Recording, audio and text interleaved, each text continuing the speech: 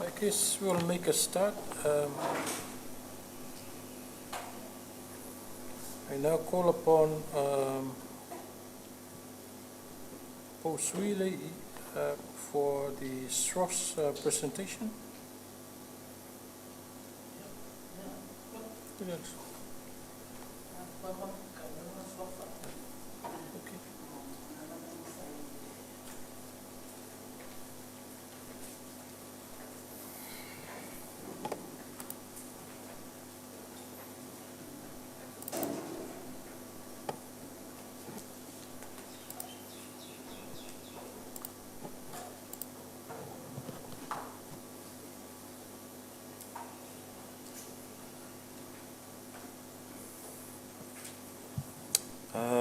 Good afternoon, everyone.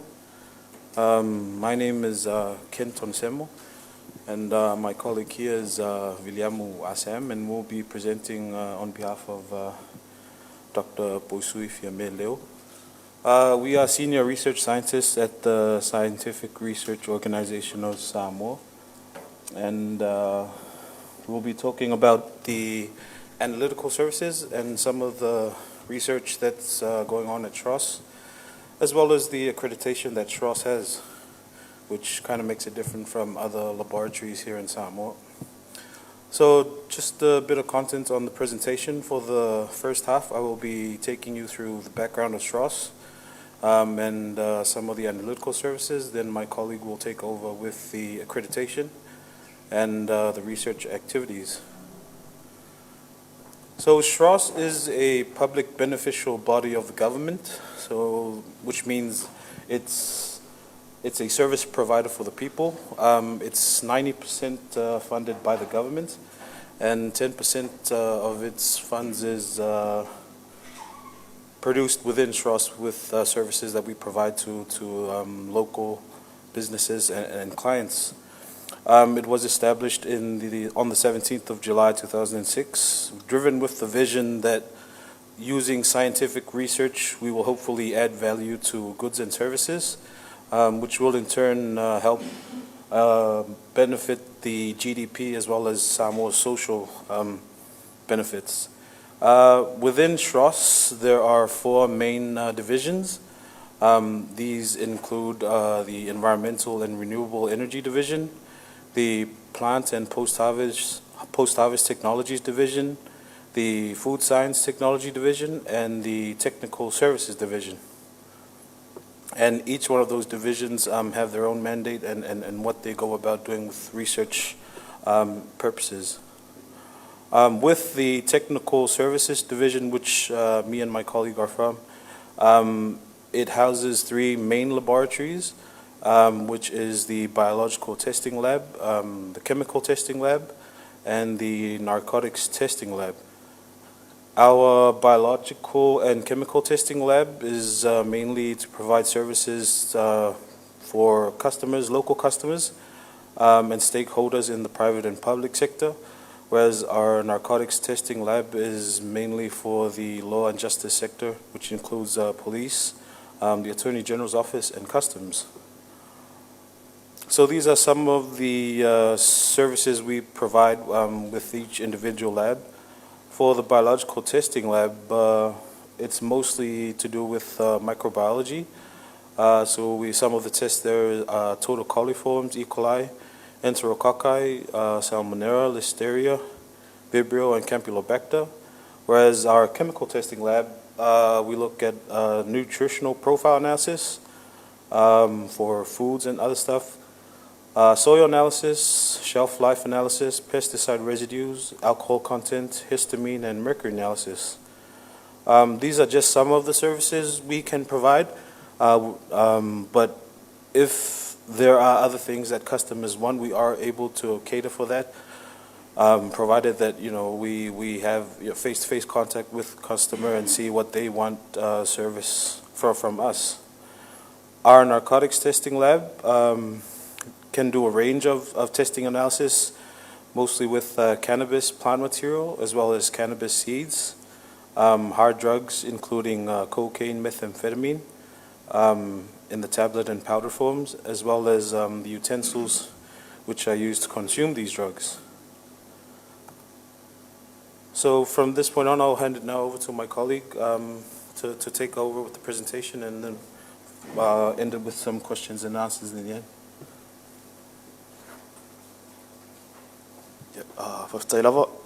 Just to further on our presentation, is our ISO 17025 accreditation. Both our biological and chemical testing laboratories at SROS assist annually against the ISO 17025. This is our international standard for any testing and calibration laboratory. And SROS's first accreditation was first achieved in March 2011, so it's been 9 years going now.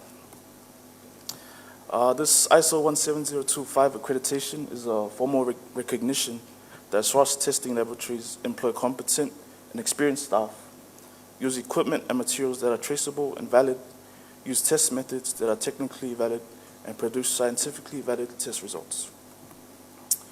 So why is the need for this ISO 17025 accreditation? It is because we value the needs of our customers and stakeholders, and this accreditation provides added assurance on our commitment to providing them with quality and reliable data. Let's move on to what some of our research activities within our SROS is our cancer research, and this is executed through our SROS Biodiscovery Center, which was launched early this year, and that is the study of bioactive compounds exhibiting anti-cancer properties. Bioactive compounds to be extracted from local terrestrial and marine sources. Example, sea sponges. So this is just a short overview of the process in which we are currently trying to replicate here in our SROS Biodiscovery Center. So the bioactives are to be extracted using methanol, followed by purification using column chromatography. So the first picture there is the extraction using methanol. So inside the flask there is extract or is a sample of sea sponge together with methanol. So that is left 24 hours to extract, followed by the purification step on the right here using column chromatography. And finally is to run bioassays to identify if these extracts from which are we extracting from whatever resources, for example sponges, are able to treat our cells, for example the cancer cells in which we are interested in. Any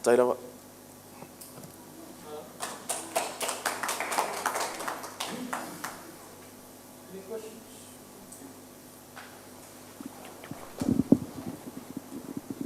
Malola Vafaftai.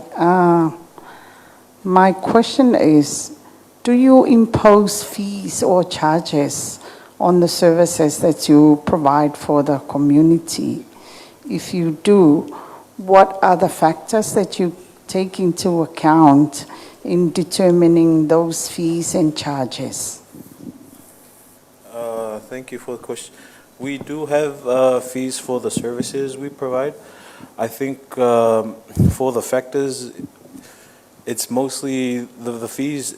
The fees are a lot higher with international labs. So with the lab here, because it's funded, 90% funded by the government, we try to make it as cheap as possible for the locals to use it.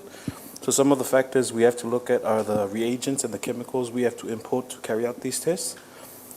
And that sort of spikes the price a bit, but we try to keep it within the affordable range for our local people.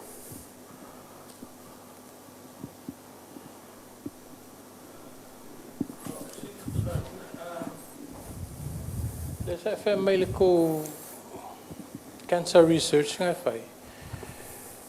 O ko testing ala from the bioassay o cells o ainga ko testing ai. Have you done clinical trials on humans to test the bioactive components from the sponges? Hawhenga ai ko tests. I think at the moment we're still in the initial phase of trying to source out the different resources in whainga, extract mai, for example, sponges, and then we'll try to look at like other medicinal plants, but we haven't moved to the other phase, which is clinical trials and, melale obtaining a myelin cells, if I bioassays nga, to see if it works and stuff. So at the moment, we're just going through the first process of extracting whatever is useful for the cancer research, and then moving to the next step. You're going to use, or whether you were saying a test on cells. The mulmuli alo slide mulmuli.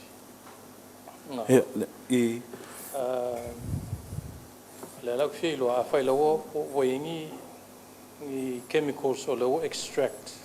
Fa whenga e loa le work, pay work. The chemicals, how do you determine pe a whenga li whayangi iko?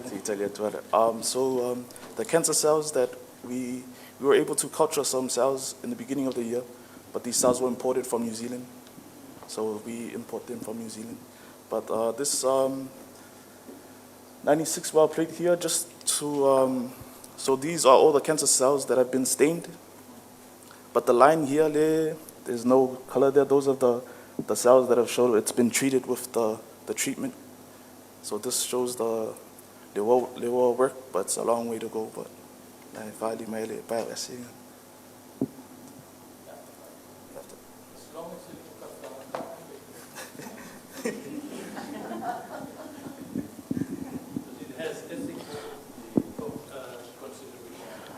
Yeah, malawa tai te role ta world visilia for my then of sitting here there was Ian for the presentation, and I think we are, as I'm leading this group of researchers to find some of our those plants that we heard that they treat these diseases from our traditional healers. So that's a step that we are doing at the moment. We try to identify plants which has the potential of that kind of activities. So we are collecting plants at the moment based on the remedies that we got from the Taulasia. So as you can see on the slide at the moment, those are in vitro analysis where we use the cancer cell lines. There are cancer cell lines that are available in the market, especially those suppliers. So we got some cancer cell lines. And also as well, while we are still on the initial phase of our research, we are trying to see what is the most common cancer here in Samoa. So that's what we're trying to tackle that first. What is the most cancer? So we can honor the right cell line. If it's what they call uterus cancer, so we have to bring in the uterus cancer cell line, and then we treat them with whatever compounds that we extracted from the plants and also some of the marine organisms. So you see there, that's like a control. That cell line is already available. And what we're trying to do, some trials using some of the cancer drugs that now are available on the market. So we try to use that as a control, and then we run it against our extracts. So this is a forum that I'm very happy to get an invitation to present on. And I think what we always heard in the past, there is an advertisement on TV, they say, watch this space. So I think next year you watch again this space. There will be more coming. Thank you.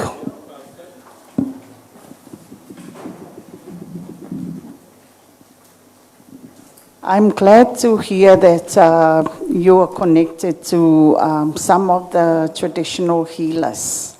And what's the word? How are you utilizing the information from traditional healers in your research? Because most of the times, because of the fact that I'm a traditional-oriented woman, I always believe in traditional healers, which I know go against scientific evidence. So I'm interested to find out how you guys utilize the experience from traditional healers in your search for cure of these diseases.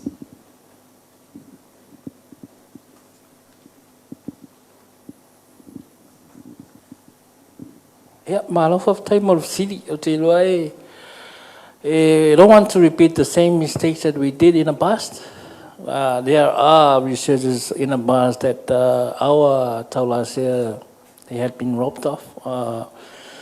From those researchers, I don't want to mention, but the most recent one is the Mamala, where a group from University of Berkeley, so we learn from that, and that's why we have our new law at the moment. It's a traditional knowledge and something at the moment. So we are guided by that, and we are having our contract with our Taulasia. There's a group of Taulasia, Associate Taulasia. So we're working close with them, and they are very supportive of our work.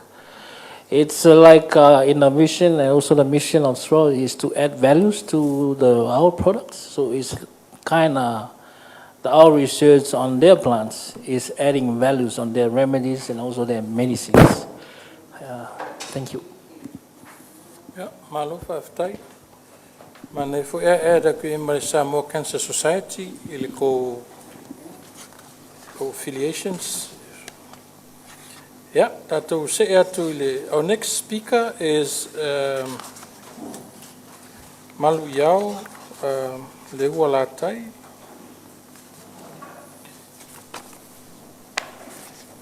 She is speaking on empowering experiences, a Pacifica model for expressive arts as therapy.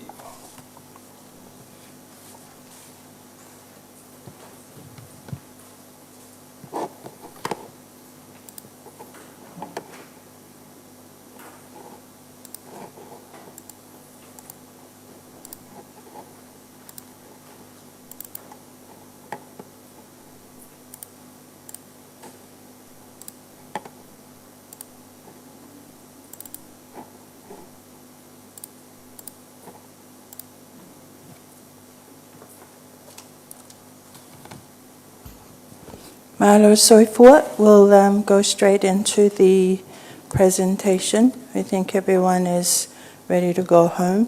The title of my paper is An Evolving Expressive Arts as Therapy Pacifica Model. This is a research funded by URIC and involves also Dr. Lex McDonald from Victoria University. Before I start, I just want to clarify and let you know that both Lex and I are not art therapists. I'm an artist and Lex is a psychologist. So our paper is not about art therapy per se, but it's about expressive arts as therapy. This comes from my experience as an art lecturer in the studio with my students for over 30 years, and Lex is a psychologist teaching psychology at the University of Victoria.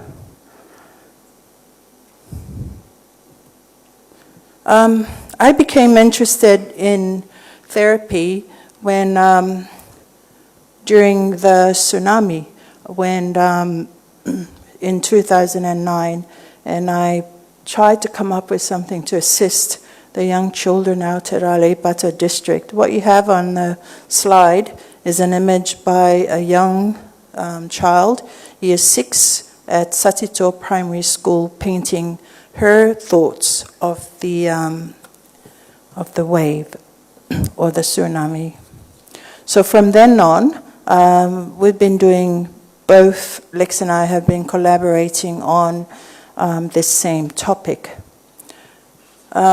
This research is concerned with utilizing expressive arts as a therapy for psychological healing. It is based upon the value of expressive arts in terms of facilitating a therapeutic response and combines the curative responses of expressive arts and psychological therapies to promote a robust means of assisting individuals to overcome a range of stress and trauma-inducing events, such as what we're experiencing today, like the COVID-19 and the measles pandemic, and it's insisting influence over our lives today. So there is an evolving range of approaches, but little is understood about how best to adapt the response to a Pacifica approach. So the background and the intention of the study has a dual purpose. Number one is to further develop the model via an action research formative evaluation approach, and secondly, to use the findings of this development to facilitate the healing of those who have alcohol and drug dependence identified by the Salvation Army Alcohol and Addiction Program in Samoa.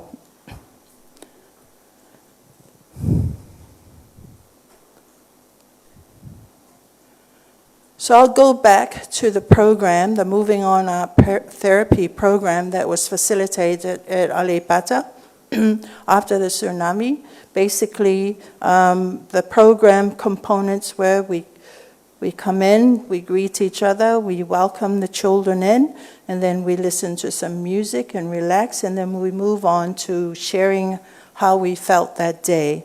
And after sharing sharing sessions on feelings on that particular day, then the children would go into specific design artist therapy activities to try and capture the mood.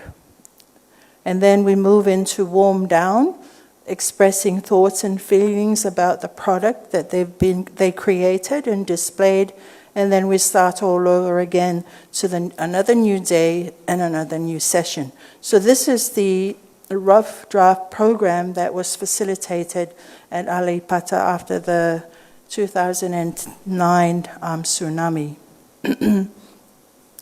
So going back to the objective for this study, the purpose was to promote a locally contextualized approach for arts as therapy to assess specific aspects of the program to further develop the model.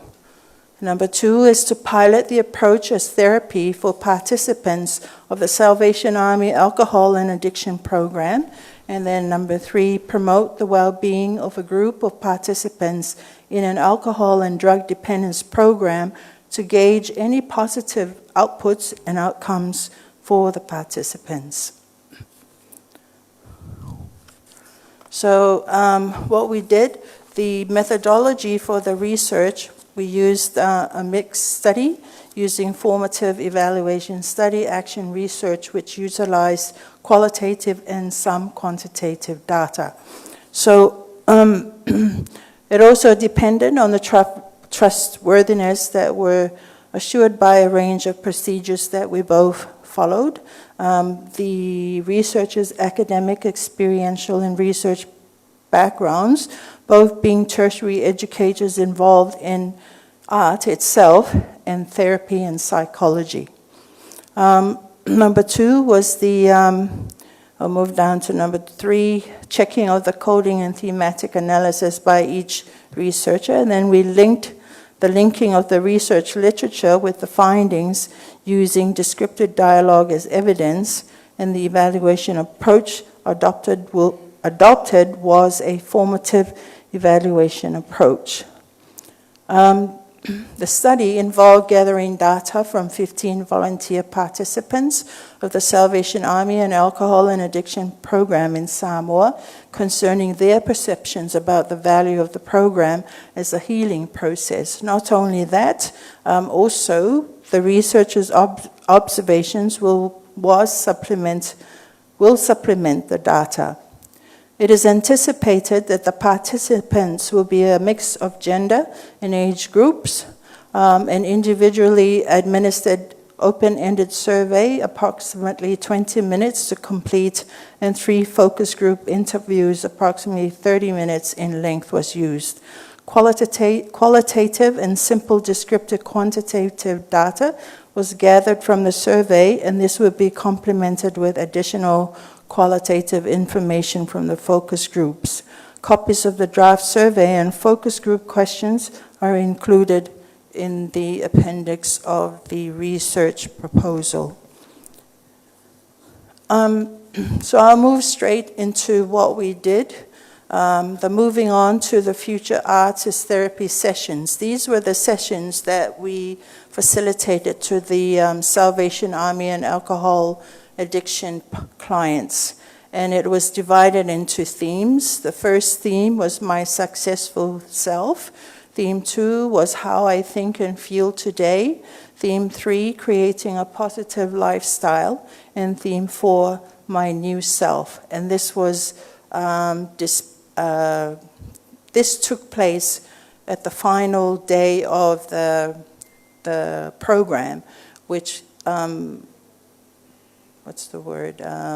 which included a finale with an exhibition that displayed their projects and their paintings and their expressions that they created throughout the 3-day program.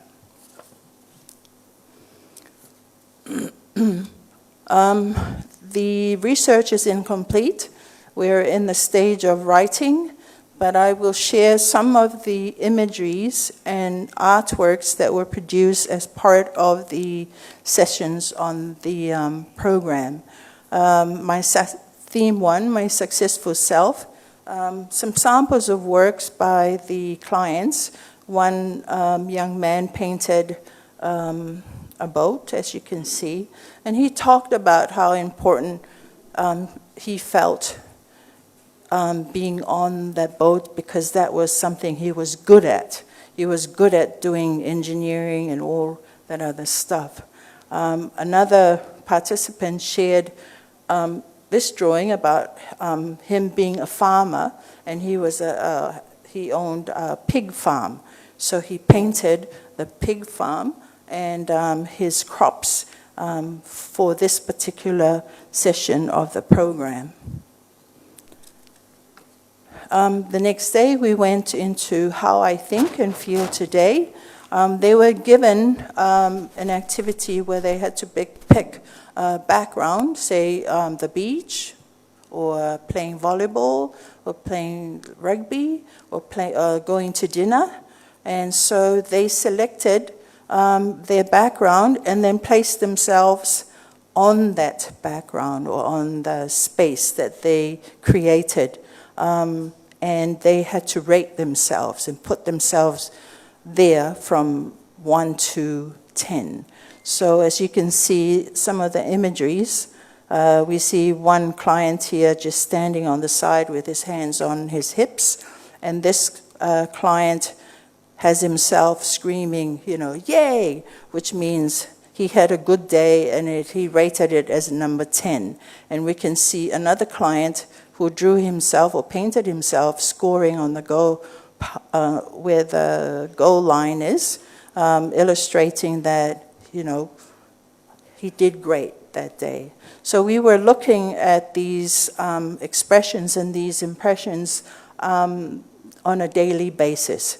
We weren't trying to say, okay, are you healed now? No. Basically, it was sort of a day-to-day therapy, focusing on themselves in solutions and moving forward in their lives. Our other session had to do with creating a positive lifestyle. They were made to share and think about something that's positive in their life. And they drew, one client drew a picture, a portrait of himself and his partner in the back. And he was so proud that he didn't know he could paint and create an image like that. So loving and supportive relationship with partner. Our fourth session was my new self after the program. So they had to paint themselves, expressing how they felt.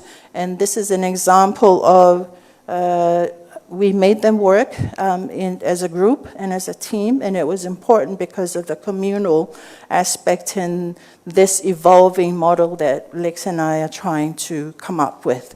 And what are those factors and things that allow for these people who go through abuse or go through trauma to make themselves feel safe, contextualized to our culture. So we see beautiful sunset, sunrise scenery here by one of the participants talking about how he had been empowered through the 3-day session. And then coming to what the paper and what we're trying to do is to develop a therapy model, arts as therapy model that's contextualized to the Pacifica people, so that anyone who would like to do a therapy session can sort of follow the outline. So this is pretty rough.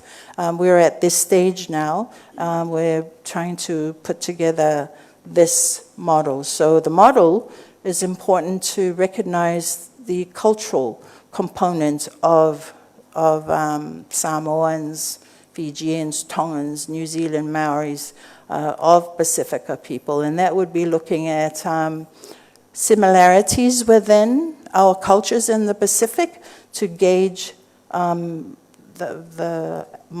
gauge with the model. And also format sessions, goals and questions included to develop it even further. And then looking at counseling approaches, person-centered approach, which is consistent with the concept of VA, and additional and complementary approaches as needed. Solution-focused approach is a focus on future healing goals.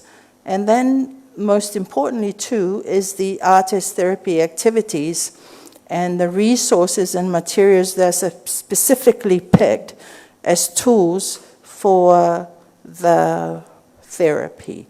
And the resources and materials and the way our people involved in weaving fine mats, painting siapos, creating mats for the family out in the villages is an important part of what we're trying to incorporate into the model. And we did this with some of the sessions that we created, did with the participants of the Salvation Army. For example, this was a group work. They worked as a team because they're apt to work better that way. I think we all know that. Individually and working independent is more of a Western concept and a Western idea. So this is sort of where the research is at right now. And that is my presentation for today. And thank you for listening.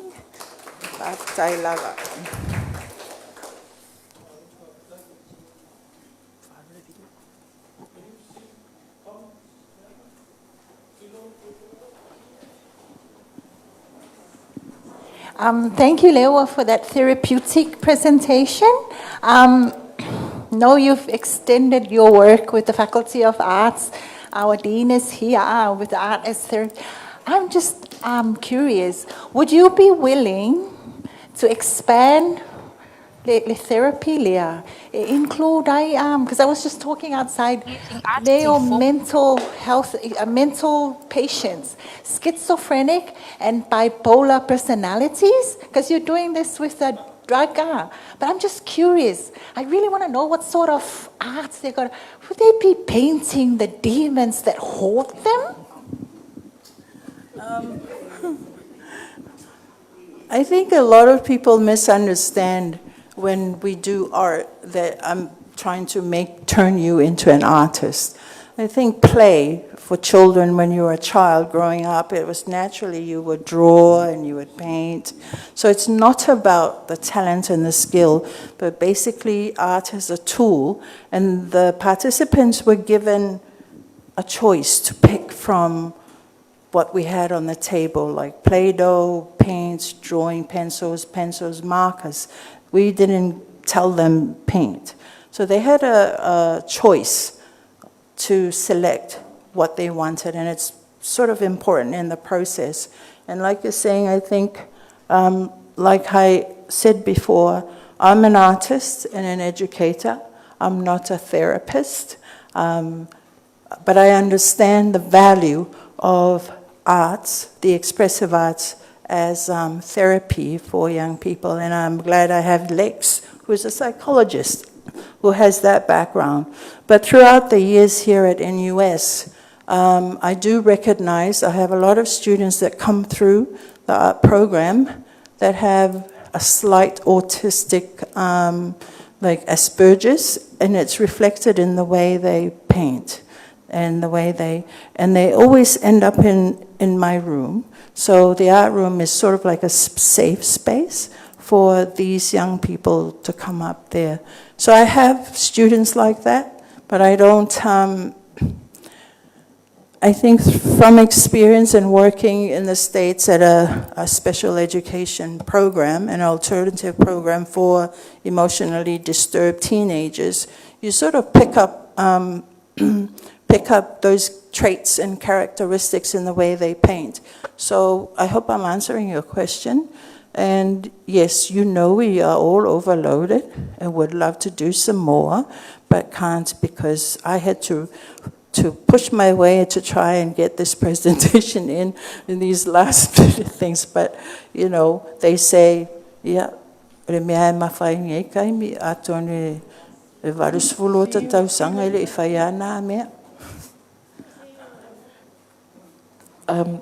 Testing. Oh, la kule mea. Okay.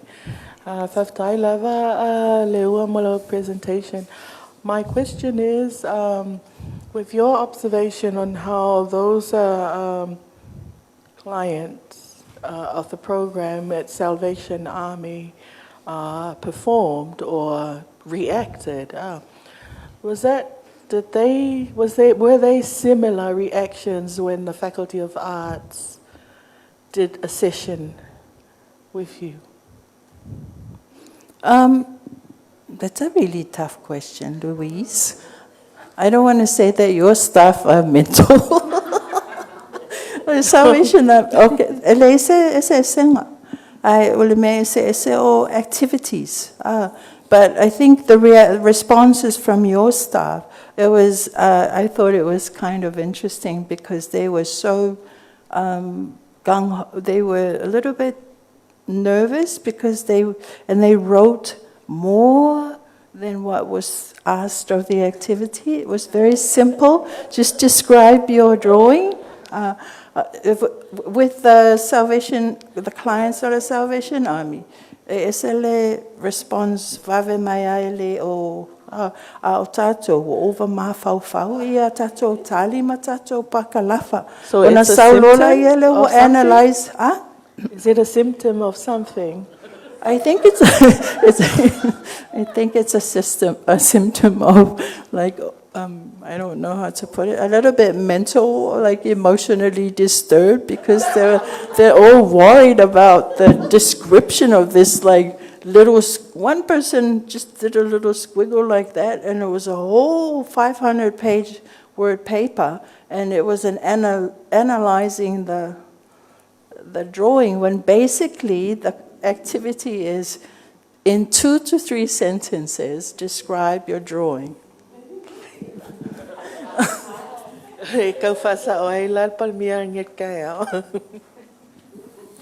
Ja, Malo, as long as ele That's kusia right. SSC staff le ako lang a dean.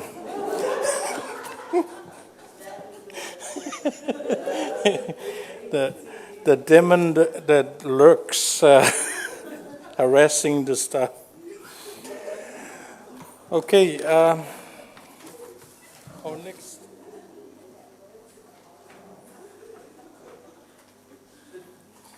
Our next speaker from the Samoa Qualifications Authority, Kau Palale, will speak on survey of employer satisfaction with 2015, 16 and 17 graduates from formal PSET providers in Samoa. Kau.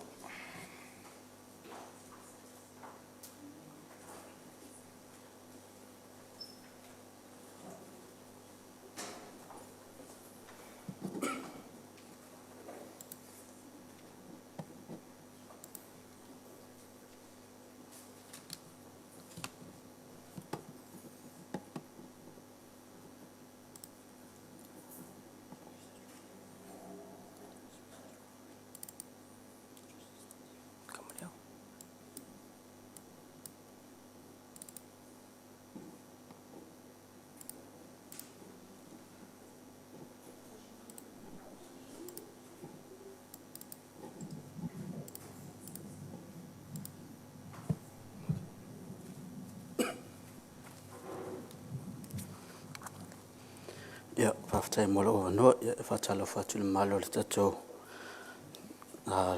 Nau fio poto malene ia fiafi. Malo la wasu fo mauma langi ma, ia malo fo on sa. Na o sina whasaonga whamal mole lau fionga, presita. I will be presenting on the Treasure study. My colleague Seo has already presented our survey of employers' satisfaction on the session upstairs. And so this afternoon, my presentation is focused on the findings of the Treasure study of 2015, 2016, 2017 graduates from formal post-school education and training providers in Samoa. So for SQA, Treasure study is a key source of evidence to assess the effectiveness of post-school education and training. You know, the reality is, for every year there's a outflow of graduates from every providers in Samoa, and the question is, where are they going? Are they using their qualifications? Are they using their skills that was learned in PSET providers? And so part of SQA's responsibilities is to conduct a Treasure study. So basically to trace the graduates if they have found work or no. So our Treasure study report usually provides information on how graduates have fared in the local labor market, employment outcomes. It also shows the value and relevance of qualifications offered by PSET providers, and also provide the graduate assessments and feedback to PSET providers on the relevance of their education and training to the jobs. Objectives to identify employment status of graduates with formal PSET qualification. The second one is to assess the relevance of qualifications to the workplace and to determine reasons why some graduates were unable to find employment. Findings before conducting the Treasure study, we collected a graduates list from every PSET providers, formal PSET providers in Samoa, and for the year 2015, 16, and 17, and it amounts up to 4,125 graduates. So that was our target. Unfortunately, we only achieved a 51% response rate, valid responses. So we covered 61%. That's 2,572. Unfortunately, 10% of that total population did not provide any valid responses. Some refused to do interviews. Some were in prison.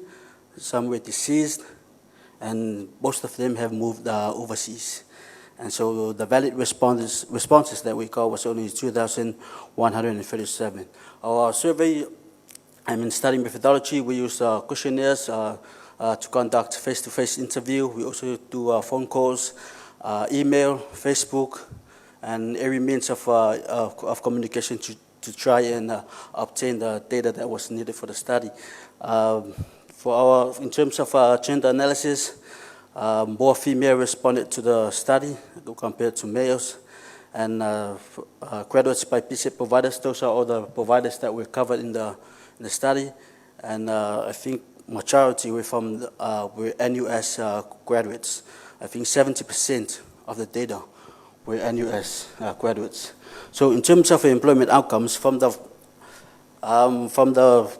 2,137, we found out that 66% of graduates were employed. The other 40% were unemployed, and the reasons are provided on the slides. Most of them have decided to pursue further education, to upgrade their qualifications. Some will some tausi matua, wisio mai, wisio lo tautua nu ia fa pe ekalesia. Ia wisi foi lo no fono fale lo ofia su en ngaluenga. Ia malisiva enga lo ofia su ngaluenga le maua. So in terms of employment, graduates, 65% were in paid jobs. Po ngaluenga motutongi, 50% now or church ministers. Yeah, Malaysia 0.2% are self-employed. For that, we decided to classify according to that classification because that is also used in our survey of employers, which was launched last week, and we decided to focus only on the 65% in paid jobs. Because for the self-employed, we can't include them in the survey because they don't have supervisors, to assess their qualification, to assess their skills. And for church minister, it's been an issue in our study because some claims that, they employ under the church, and some claim that, being a church minister is a self-employed occupation. So we're not sure where to put them, so we just decided to exclude them from the study. So employers, in terms of graduates by employers, majority of the graduates that were surveyed are absorbed by the public service in government ministries, government corporations, and other government offices. Yeah, so to Malaysia ngana 40% yo lo fenga luenga in the private sector, your NGOs, regional international organizations, PSET providers. So in terms of qualification distribution, majority of graduates that were covered hold certificate level qualifications, bachelor degrees, diplomas, and a few with postgraduates and master's degrees. In terms of income earned, as we all know, the higher the qualification, the higher the income.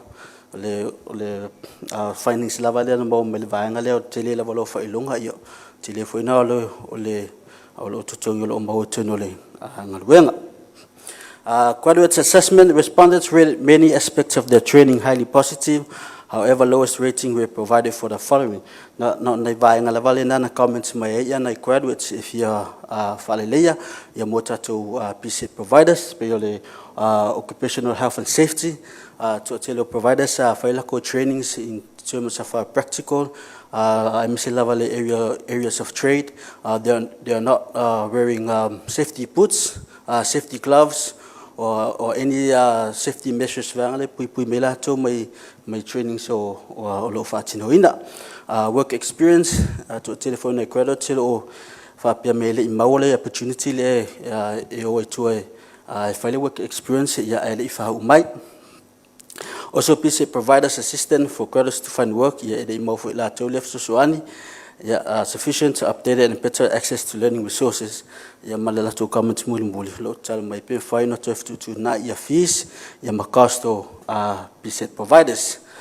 In terms of skills, graduates have mentioned that they have used a lot of their knowledge and understanding in the workplace in terms of their general understanding of their area of study, their general understanding of the workplace. But the least skills that they use in the workplace is technical skills or hard skills. And this is also consistent with the findings from our employer satisfaction survey, where employers provided low ratings for graduates using technical skills.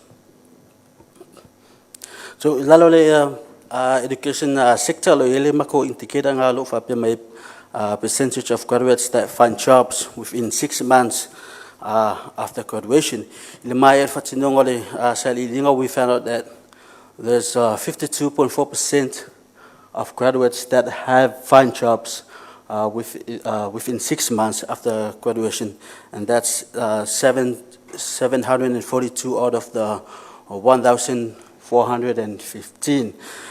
Reality is that there was a total of 1,207 that find jobs after graduation, but to assess the value of the qualification, we have to exclude those that were already in paid jobs before graduation. So the 52.4% is from graduates that straight after graduation they go and look for jobs. Job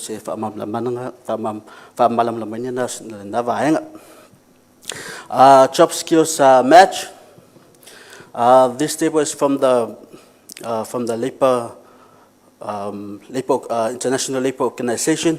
It's called the International Standard Classification of Occupations, where we classified all graduates and their occupations. Ia pena sila tua ia ole to tele level classify lungo le vanga luna luo le au professionals. So some of the limitations and challenges of our survey is I think the challenge things that we face, the graduates' information or the graduates' data from forward precept providers. When we ask our providers to submit in their graduates' data, they only submit the names and the list of qualifications without submitting other infos like phone numbers or contact details or villages. So because we need those information to actually track where the graduates are, so we can conduct interviews. We also face some issues with employers, not allowing us to interview graduates during working hours. Ya mai silava tulang fa pena pe ona tu atulungai na. Ya ona mai atuleo sport sanga ni fa ngala fefi malo fa lava fa tai.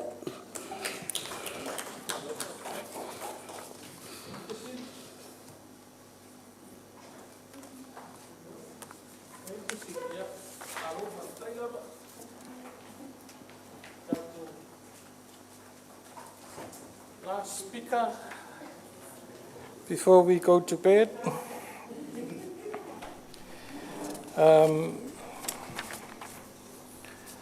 Associate Professor Tangata Ese, Foyali Tangata Ese Tuputuya will present on the findings from their research with Epenesa Esera and Quinileti Lawina, and their research is on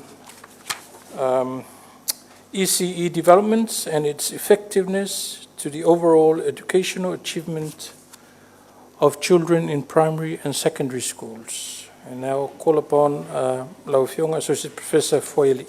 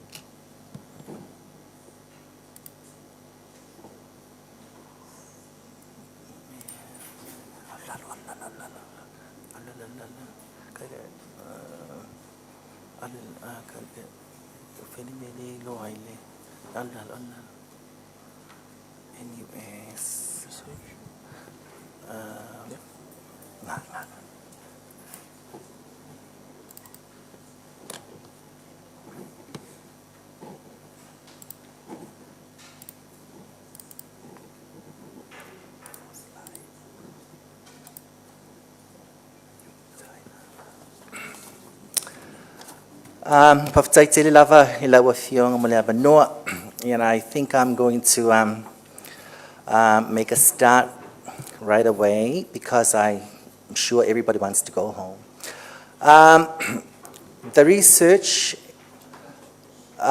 researchers, myself, Queenie Leti Lawina, ia malafionga ya Epinesa e Sarah. The title of our research is ECE Developments and its effectiveness on the overall educational achievements of children in primary, secondary, and tertiary education. What is the aim of study? We are actually trying to look at investigating the educational background, social background, cultural background, economical background, and political background in regards to the different issues that are faced by families and children from ECE, preschools, primary schools, secondary schools, and then tertiary education. Now, how relevant is early childhood education and its function to the overall education development of children from ECE, primary, secondary, and tertiary education in Samoa? The idea here is that there are so many research conducted on primary and secondary as well as tertiary level, but there are no research, there is an absence of ECE research done on ECE. And I think that's one of the reasons why we have decided to do this research. And it is also the first ECE research done here in Samoa. Before I go on, I just want to inform everybody that this is an ongoing research. We haven't finished it. Due to the COVID-19 that we now have. And we're hoping that by the end of October to the 1st of November, we'll be able to produce a research report for the URIC as well as the Ministry of Education and as well as the ECE Council in Songi. There are 129 ECE schools in Samoa, 42 Sava'i and 87 Upolu, 85 mission, 44 private. Government's role in ECE developments in Samoa is very, very small. We have already done the data collection, and right now in the data analysis process for the quantitative components. And we're almost done with the qualitative component. We did 80 teachers, ECE teachers. We distributed 80 questionnaires for ECE teachers, and we are using that for our SPSS data analysis. And 80 from Upolu, 50 from Sava'i, ECE teachers, 10 ECE principals, 10 parents from Sava'i, 10 ECE principals from Upolu, and 10 parents from Upolu. They are all involved in a focus group discussion. And our interviews only involved 2 people from the Ministry of Education and 4 people from the ECE Council. Primary schools, we have given out a questionnaire to private mission ECE preschools, and we also use primary schools, mission, private, and government, as well as secondary. And we also gave out a questionnaire to our foundation students of this semester, NUS. Now, the significance of the problem, why is this an important topic to research? Samoa's education system is beset with problems in literacy, numeracy, school dropout, math, science, English, teacher shortage, etc., which may be a contributing factor to the higher failure rate in both primary and secondary schools.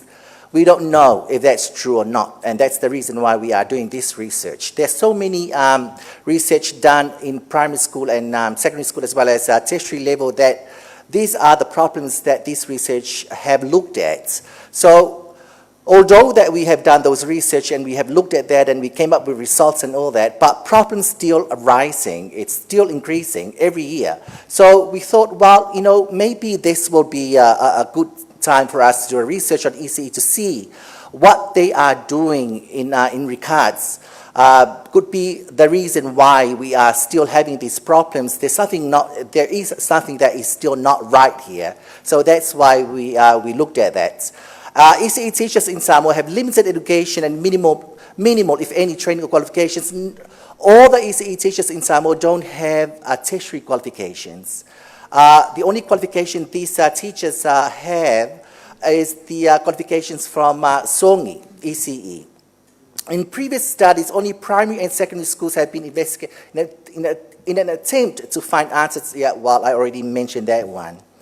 Okay, let's move. ECE in Samoa. ECE in Samoa is an independent education entity that is operated and managed by a non-government agencies, and that is NCECES. For your information, this is a private, an NGO body that actually overlooked the operation and organization of ECE preschools all around Samoa, and the different denominations in Samoa are all part of this organization, non-government organizations, and they are all working really hard to ensure better development as well as the running of these ECE centers all around Samoa. Ministry of Education, Sports and Culture plays a partial role in the development of ECE schools. But the Ministry of Education, the government through the Ministry of Education still has a role to play, and that is by providing a grant. They provided a grant every year to fund a little bit of teachers' salary as well as resources, and they also have a ECE specialist within the ministry that actually assist with the operation and organization of ECE preschools in Samoa, and she is also sitting in this council, board of council ECE in Samoa at Songi. Now, MESC's main focus is predominantly on year 1 to year 3 at primary level. For your information, the ECE that MESC is responsible for is from year 1 to year 3. But with the actual ECE preschools, that is the level that MESC is not responsible for, except the grants that they provide for the running of these ECEs in the country. Now, government discussion for the integration of ECE into the primary schools is ongoing, and we got some good news that probably and hopefully that ECE will soon become part of the education system, wholly for under MESC. If it's not next year, will probably be in 2022. Now, the Ministry of Education, Sports and Cultures in Samoa vision, a quality holistic education system that recognizes and realizes the spiritual, cultural, intellectual, and physical potential of all participants, enabling them to make fulfilling life choices. This is their new vision, educational vision, that is now on their website. We were advised not to use the vision and the mission that was in their policies, education policies and strategic plan booklet that they had that we used to use for our research. So that is the new vision, which also looks at not only for primary, secondary, tertiary, but also for early childhood education. MESC participated in the organization, like I had mentioned earlier, that MESC is also part of the organization as well as the operation of ECE in Samoa through their specialist that is a member of this NCECE board. Now, the importance of ECE in Samoa, now that's the question. What is the importance of ECE in Samoa? Now, you all have an answer to that, and we all know why.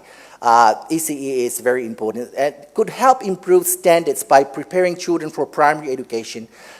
This is something from the Samoa Education Sector Support Program, and we all know that if it works in other countries like New Zealand and Australia, it should also be working here in Samoa, and that the role of ECE preschool is to assist as well as preparing these kids for primary school as well as secondary as well as tertiary education.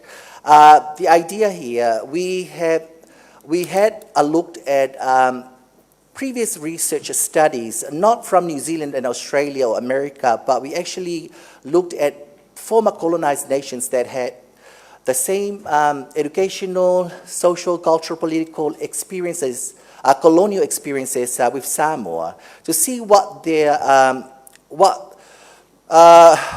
perceptions and their idea and developments in relation to ECE. And we found that within the literature, because we are going to mention that in the literature as well as in relation to the research findings, that most of these, especially in Africa and some part of Asia, most of these countries are known as former colonized nations. They don't have a well-developed education system in relation to early childhood education. And I thought, oh my gosh, if that is the case with these places, then no wonder why we are like this. And I have an answer to it, but I cannot share it with you today because this will be in the report. Now, it's the child's first classroom in the public education system. And that's the main educational goal in many countries that we have looked at, especially from former colonized nations. That's the only reason why we are so keen to have ECE in Samoa, as well as in these former colonized nations, although that they don't have a well-set system to develop better ECE schools in these former colonized nations, but at least they are looking at it with the support of United Nations education departments.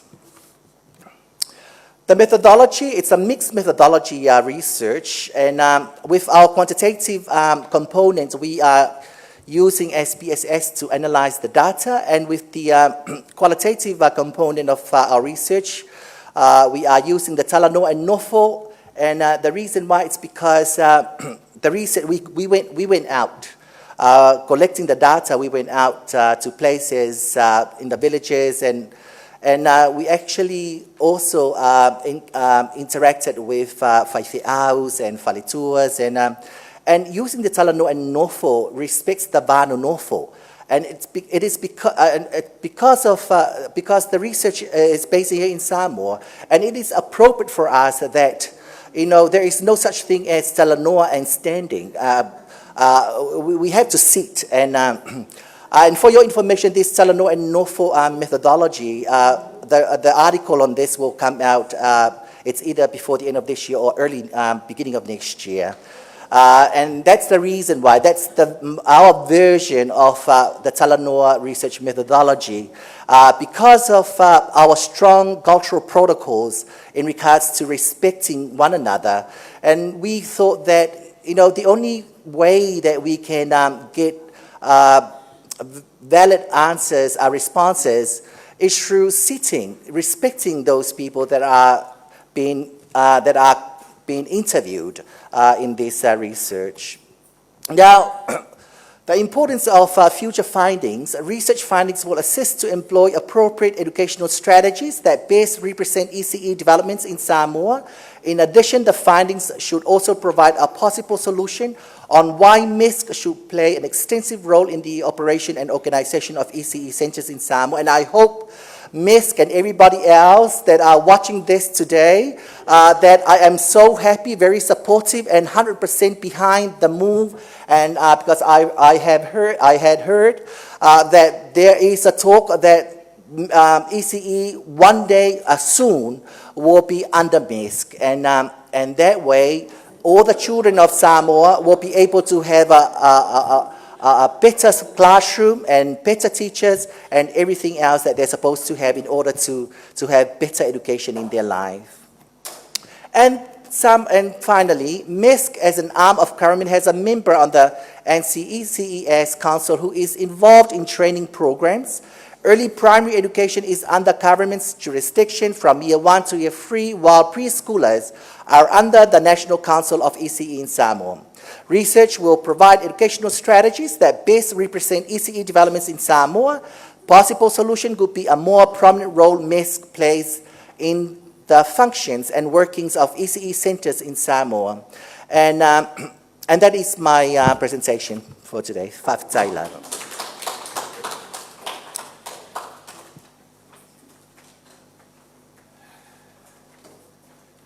Haftai, are there any questions? Yeah, Lewa?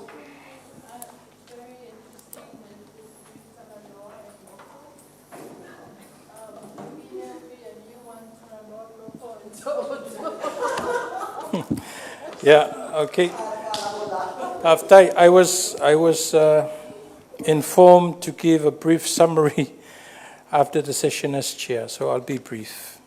We started this session with Dion Fronti's presentation on the mapping of Samoa's cultural heritage sites, a project funded by the education sector, where over the past 3 years, their team have embarked on pushing for legislation to protect Samoa's cultural heritage sites and buildings. Sadly, they had 4 buildings on their list. Now only 1 remains, which is the head of state building or residence at Mototua.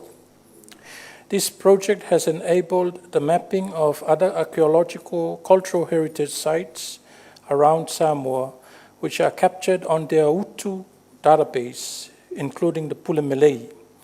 Then we listened to Professor Malaysia Malama's presentation updating on the Samoan Monolingual Dictionary project, also funded by the education sector.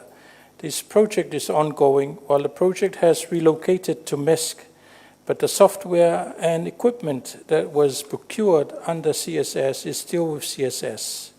The project is going through the vetting of words process by locally selected experts. This is now, there is now consensus to include all Samoan words in this dictionary, including Samoan swear words. Muliangatele and Epenesa presented on the findings of their project, which is on perceptions of junior teachers on mentoring in schools, and focusing on how does mentoring take place in schools and in what manner. The challenges of large classrooms, high workloads, low pay, and no resources and no support for junior teachers were highlighted. Solutions that were suggested by the teachers themselves mentioned raise in salary, reduce class sizes, reduce workload, and assistance with student behavior management, plus incentives. And their idea of a good mentor is someone who demonstrates and shows the ropes to them and not nag and okay.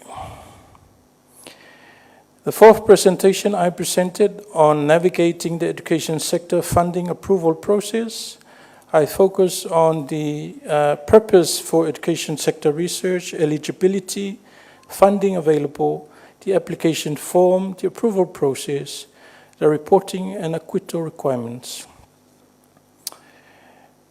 Onesemo and Sam from SROS then presented on their ISO 17025 accreditation on the technical services they offer at SROS, including their interesting research on cancer-fighting compounds by extracting bioactive ingredients from sea sponge. So far it is ongoing. Matatumua Leua Latai then presented on findings from a research she did with Leg McDonald.